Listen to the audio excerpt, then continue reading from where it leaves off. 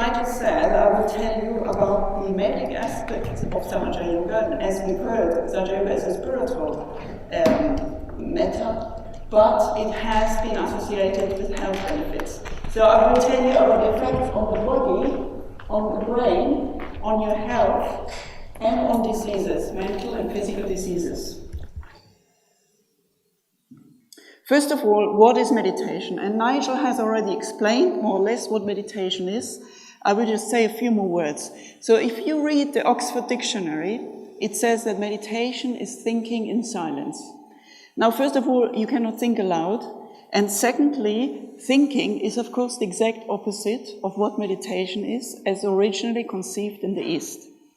So meditation, Patanjali was one of the first to talk about meditation, and he said that meditation is the cessation of thinking. It's the stopping of your thoughts, it's the control of your thoughts, the control of your attention. In the West, we know there are 3 states of consciousness. That's sleeping, dreaming, and thinking. But in the East, and we think that thinking is the highest state of consciousness, but in the East, it's very common knowledge that there is another state of consciousness. It's called the 4th state of consciousness, Tubiavasta. And the 4th state of consciousness is the state of thoughtless awareness, mental silence, where you learn to stop your thinking. And this process of stopping your thinking has amazing benefits at the subjective level, but also objectively. And you feel, when your thoughts are stopped, you feel happy, you feel joy, and depending on the intensity, you can feel absolute bliss.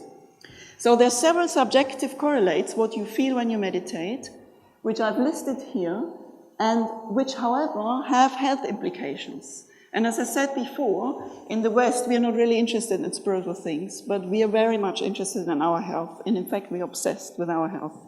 And it's the health benefits which have actually attracted all the interest in Western science. So over the last years, there has been a lot of studies on meditation because people have realized meditation actually leads to better health.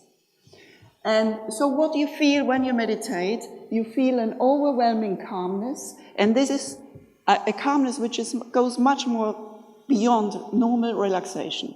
Because when we relax, you relax the body, and if you lie on the sofa, you may be relaxed, but if you worry about the future, you're not really relaxed. So when you're thoughtless, you don't just relax the body, you also relax the mind and your brain. And you cannot do it with any other way. You can only do it by stopping to think, stopping to worry about the future, stopping to ruminate about the past, and be in the present. So this overwhelming feeling of peace within, calmness, is associated with stress relief, and I'll show you later how. When you're mentally silent, you have a better mental balance. And this is because if you think about it, all mental disorders are actually characterized by thought problems. If you have schizophrenia, you have paranoid thoughts. If you're obsessive-compulsive, you have obsessive thoughts. If you're ADHD, you have racing thoughts. And if you're depressed, you have negative thoughts which you ruminate about. So it has also been shown that all disorders, all mental disorders, they have more mental clutter. This has been shown over recent years. And meditation, of course, is a reduction of the mental clutter, because that's what it is. You stop your thinking, so you have no mental clutter, or you have less mental clutter. So therefore, mental silence is a state of super mental balance, more than normal people have. So because if you meditate and you have less mental clutter than a normal person, you're super healthy and super balanced mentally. When you don't have any thoughts, you're much more concentrated and you're much more alert because you're pure consciousness without the content, which are the thought and emotions. And if you go through life, the whole day you throw out your thoughts and your emotions into the world, and you don't really see reality as it really is, because you have the intermediation of your thoughts and your emotions. So when you have no thoughts, you absorb reality as it really is. So for example, if you're now listening to me, you may be thinking of the dinner later, and you may have to inhibit your thoughts in order to actually listen or attend. If you have no thoughts, you absorb information much quicker. And it has been shown that children who meditate have better attention at school. Zen Buddhists who have meditated for a long time have better attention. And it has been associated with better productivity at work, because if you're more concentrated and have no mental clutter, You're actually more focused. Another very interesting feature, which I said before, when you have no thoughts, you feel happy, you feel bliss, you feel joy. And this, of course, if you have these positive emotions during your meditation, because it's so peaceful and so pleasant, this state of mental silence, then you carry this over into daily life, and this leads to more positive emotions.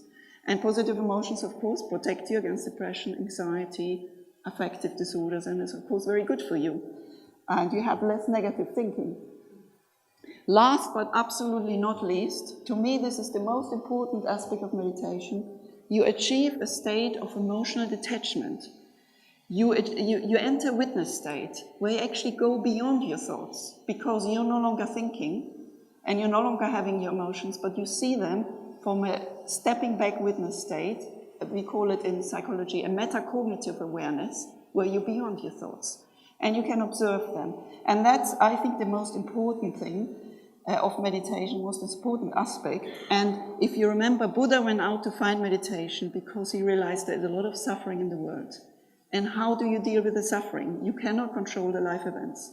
We all have negative life events. You know, your parents will die eventually, people you love may die, you may have a divorce.